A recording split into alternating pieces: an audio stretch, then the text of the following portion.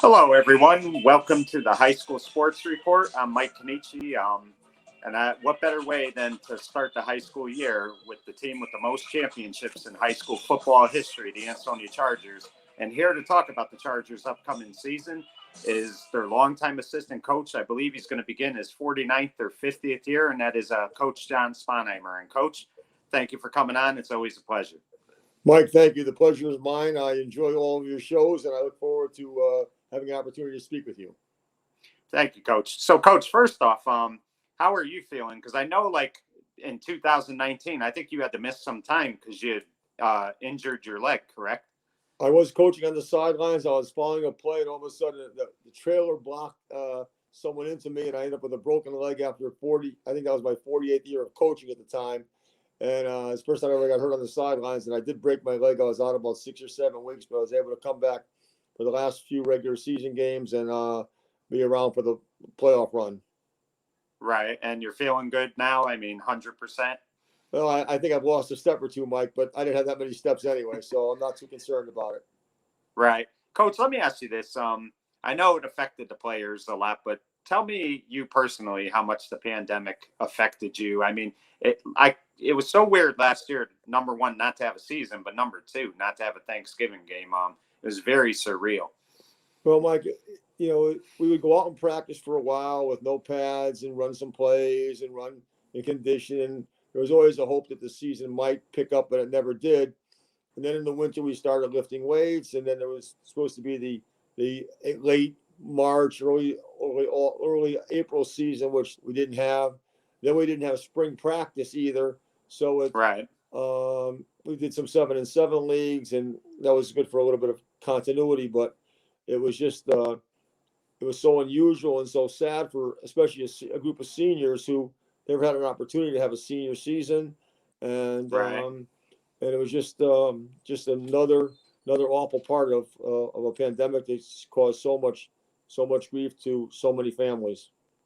Right, and it had to be a good feeling last week when you and the coaches got back on the field for the first time. You know, had to feel like that football feeling was back. Just describe that first day of practice. Well, it's nice. It was so nice to see people just running and doing and talking football and trying to come up with how are you going to approach this or approach that.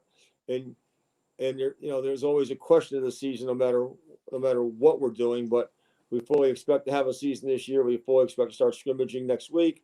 And we're looking forward to it very much, both the players and this coaching staff. Right. Coach, I guess we'll get started right off the bat. The most important position, obviously, is always who's going to take the snaps from center. Who's going to be the quarterback for the upcoming season for you guys? Well, it's very interesting because we don't have anyone who's ever played a quarterback before for us, even in the JV game. We do have an outstanding young man named Christian Kaminsky, who is going to be a junior. He's got nice size, he runs well, and he throws the ball very well. So we're very excited about what we've seen of him so far, and we think he can have a very outstanding year for us.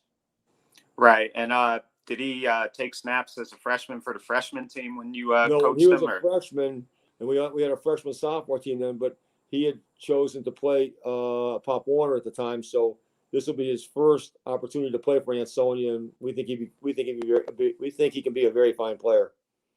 Right. And Coach, one of the things I heard about him is he's very good running the ball as well if you need him to. But how is he throwing the ball downfield? Very good, or throws the ball very well. We're excited about his athletic ability, running and passing, but especially passing the ball. Right. And Coach, obviously the big part of Ansonia's success has always been that backfield. So who could we expect in the backfield for the upcoming season? Well, right now we have a fellow who started as a defensive back as a sophomore for us and played some wide receiver. He was not a true running back, was a running back as a freshman. His name is Darrell Mcknight. He's a very good athlete. Right. He can run, he can catch the ball, and he has very good speed. We think he'll be in the backfield along with a transfer who is a very tough runner, very strong player. His name is Dave Cassetti, and we like to say he's a far better athlete than his father. We believe. We certainly hope so. And right. He's a great find for us. We're very happy to have him. And they will be doing the bulk of the ball carrying at this time. Although we expect some other players to come around as we get through the scrimmages and start the games. Right. And, big part of Ansonia has always been the receiving core too, especially the tight end as well. So who could we expect at wide receiver and tight end for you guys this year? Well, the tight end is Preston Zabina, who actually is Christian Kaminsky's brother. So we have a very nice combination there. And he's only going to be a sophomore, and he's never played high school football yet, but he has nice size, nice athletic ability. And Darrell Mcknight will be one of the wide receivers. We have a sophomore named Mackay, who is a very fine player. He'll be a very good deep threat. And also Paul Palmer is a very good athlete. And they are some of the receivers we have. Plus, we know the Cassetti catches the ball very well also. So we have people who can run and catch the ball. Right.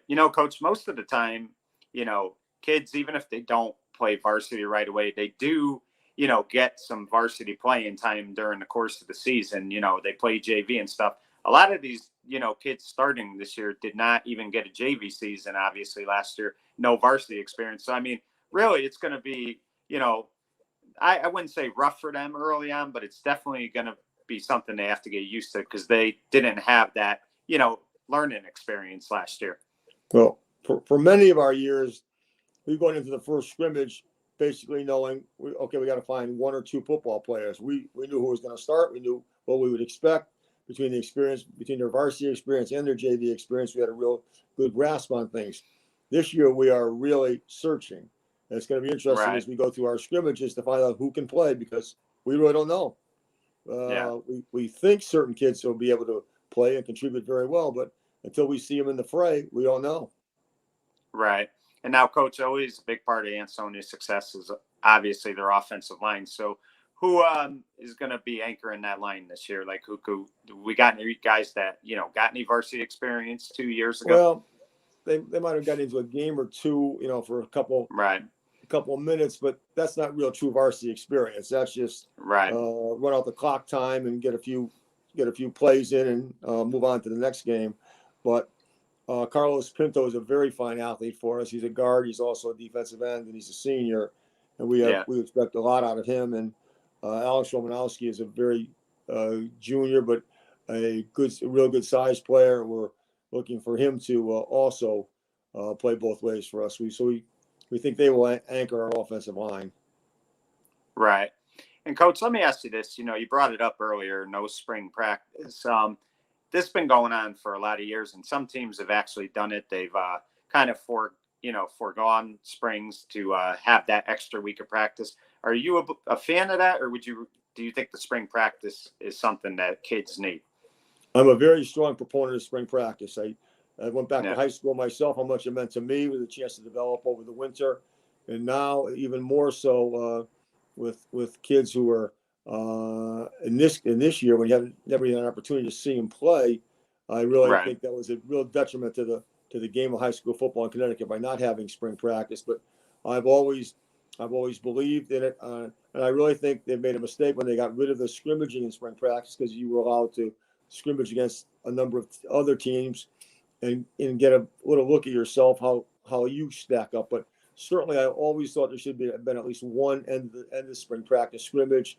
But the CAC in their so-called wisdom has chosen to look other ways. But I'm a strong proponent of spring practice. Right.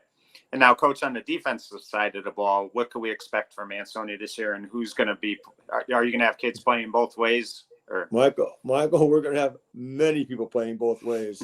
Virtually all the names that you heard on offense, with the exception of Christian Kaminsky, who may play some in the defensive backfield, will be playing both ways. We're hoping that Josh Dobbs, who's been banged up a little bit, will help us also on offense, and we're looking forward to him on defense. And he'll be another ball carrier for us. But between Carlos Pinto and Romanowski and Cassetti and Palmer and, as I said, Mackay and Preston Zabina, virtually all of them will be playing defense also.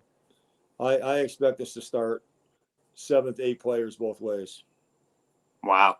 And Coach, let me ask you: have you guys been able to go full pad yet, or is that No, upcoming? the CAC doesn't allow full pads yet until I Yeah. believe it's tomorrow, if not Monday. But we'll be in full pads the first day that it's allowed. Right. And, Coach, that's the other thing, too. You can't really gauge until you see these kids in pads how they're going to do, when they get to hit a little bit. So, I mean, really, this first week or so has been more about just figuring out who's going to play what. And now you'll get to see what they could really That's do. right. And even we're small in numbers, so even trying to practice against yourself, we limit the hitting tremendously because we don't want to get our own guys injured. But that's why we've always really approached scrimmaging with how important it was to our outlook on the season. Right. Coach, the other thing, too, the NBL is really, in the last few years, you're seeing more and more teams are getting so much better and stuff like that. I know Naugatuck hired Chris Anderson, and Holy Cross is always good. And, will be at times Crosby, of course, St. Paul. Just talk to me. Who do you see in the NBL that's going to be a team or teams that you guys really have to watch out for? Well, it's unique, Mike, is this is the first time I have no idea about a lot of the personnel from other teams. Right. Because even 2 years ago, we played a freshman sophomore season. Not usually you can see who the stars of the freshman team are.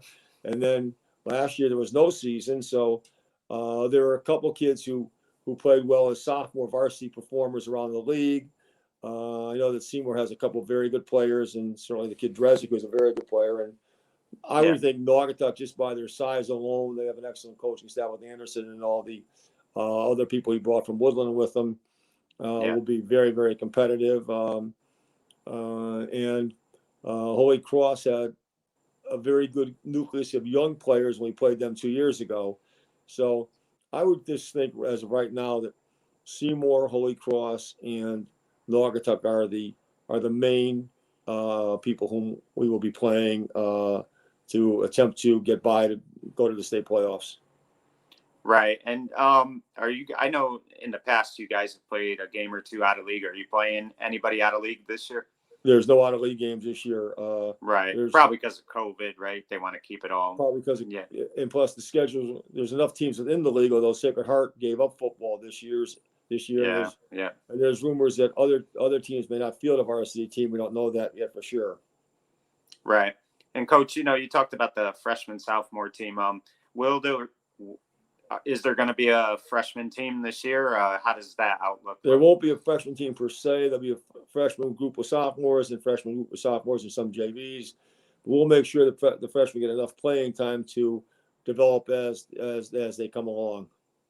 Right. And, Coach, this isn't just Ansonia. A lot of teams are struggling with this. I know Derby had to do away with Pop Warner. I think they're going to do flag football.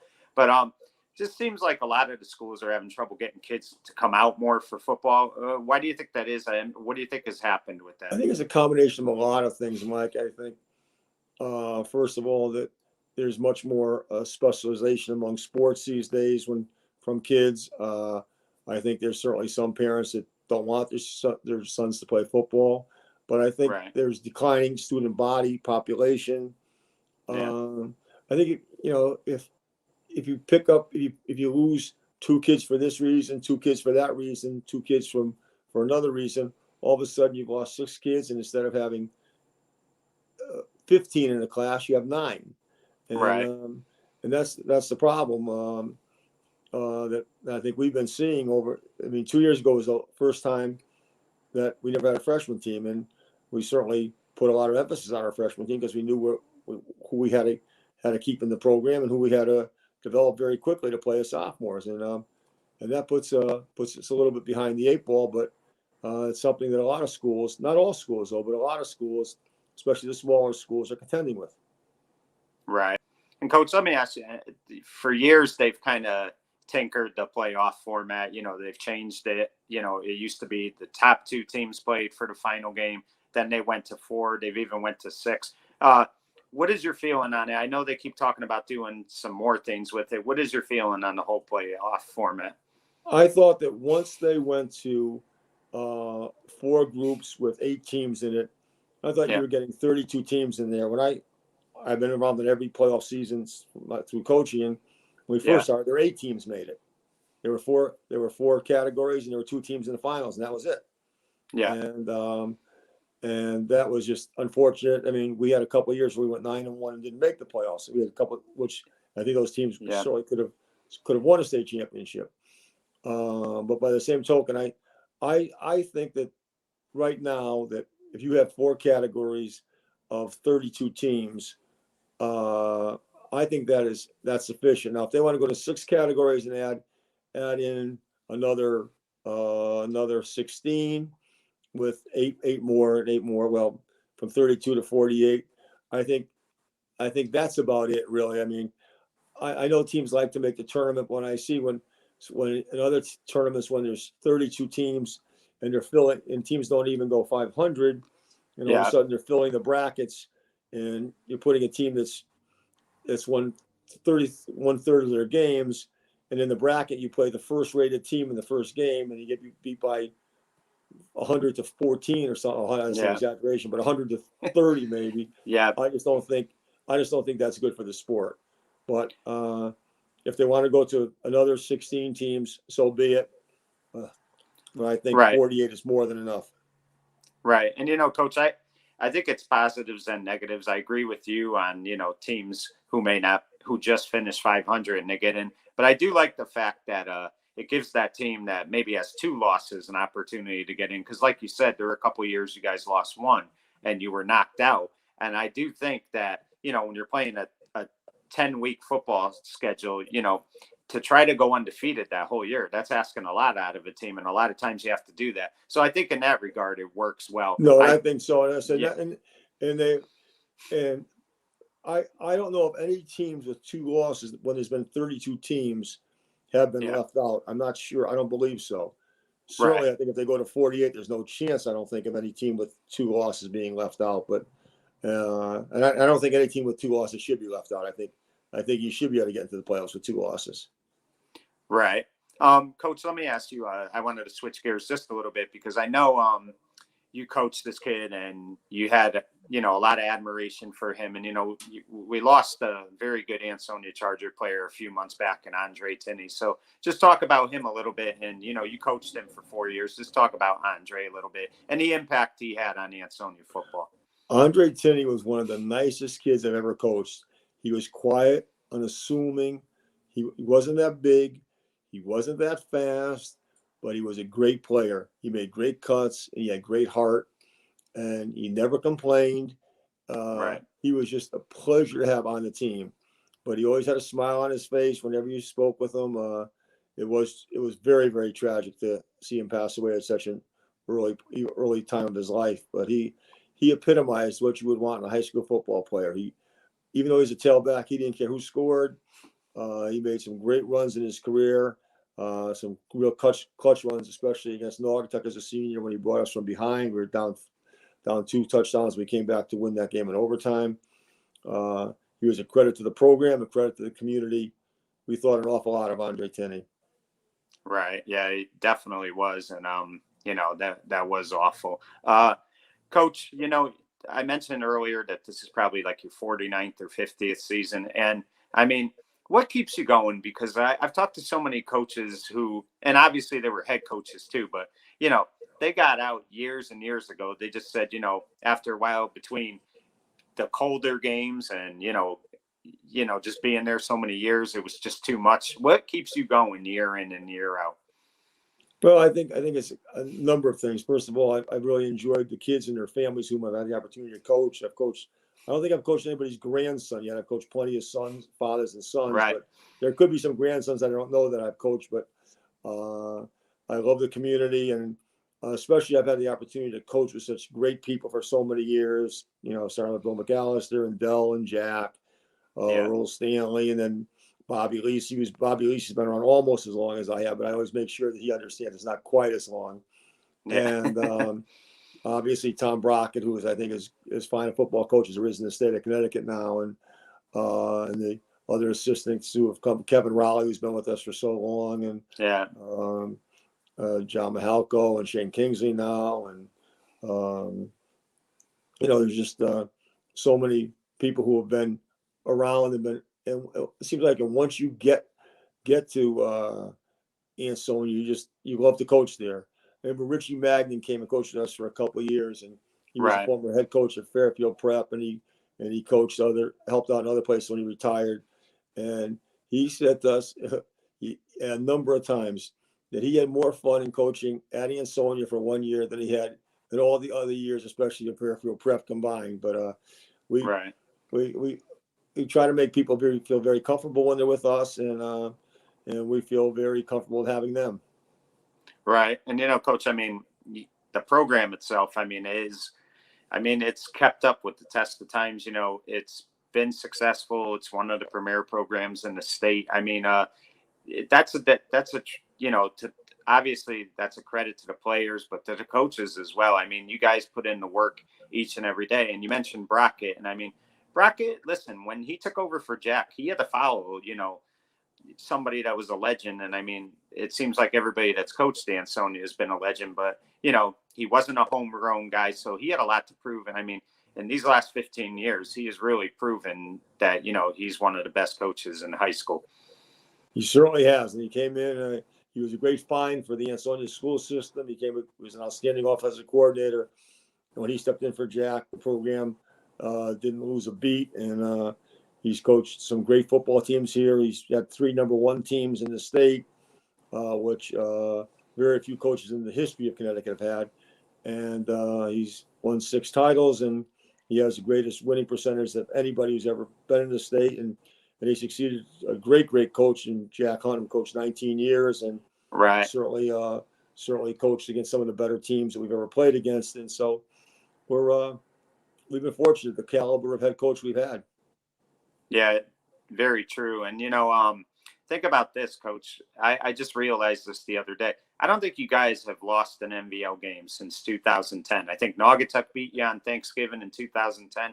And I think that's the last time you guys lost an MVL game. That is unbelievable. I know you guys, it's always about winning the state titles. I get that. But you got to be proud that year in and year out, you are the team of the MVL. We are. We're very proud of that. And that's something Tom puts a lot of emphasis on. Obviously, in the back of our minds is always, we're here to win a state championship. If we don't win it, there's always a little bit of a disappointment in our minds and our hearts when the season ends. But certainly to win an NBL title and we don't really necessarily talk about the streak or whatever, but we expect teams to play the way that previous teams have played and to be as successful. Right. And Tom will accept nothing less than that. Right.